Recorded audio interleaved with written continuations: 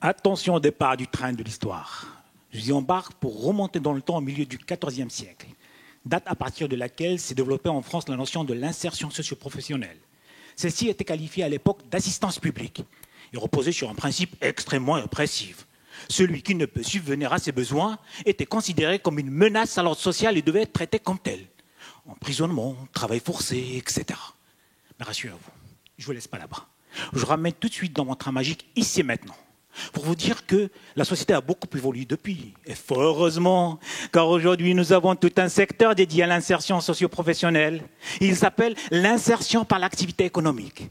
Celui-ci s'appuie sur le travail de structures qui nous sont rattachées, telles que l'entreprise d'insertion que vous connaissez. C'est cette structure, moyennant des subventions de la part des pouvoirs publics, ont pour mission de permettre aux personnes les plus éloignées de l'emploi de bénéficier d'un accompagnement adapté qui doit faciliter leur réinsertion sociale et professionnelle. Vous avez bien entendu, sociale et professionnelle. En contrepartie, ces structures sont évaluées, ce qui est normal et souhaitable, bien entendu.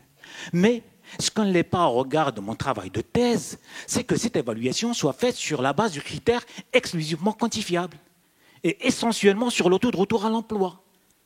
Ce qui renvoie fondamentalement à la composante professionnelle de l'insertion. Cette insertion qui est aussi sociale. Vous voyez?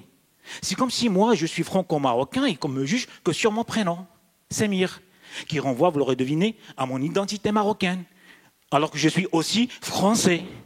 Oh, encore cette histoire de prénom. Bref, il faut savoir aussi que chaque structure doit annuellement rendre des comptes sur ses taux de retour à l'emploi pour le renouvellement de son conventionnement. Sinon, pas de subvention. Rien. Ou elle ou.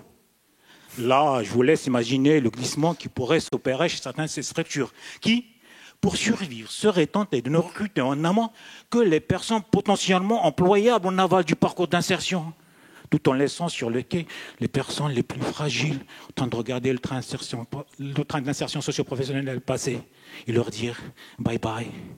Ces mêmes personnes pour qui ces structures ont été créées. Ne faites pas cette tête, je vous comprends. Vous voulez que cesse ce paradoxe. Eh bien, c'est ce que vos serviteurs essaient de faire.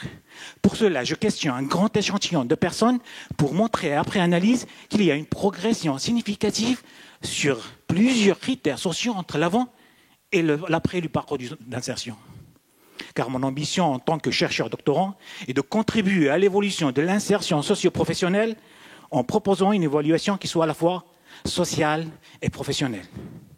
Ainsi, j'aurais transformé mon train de l'histoire en un train de l'espoir.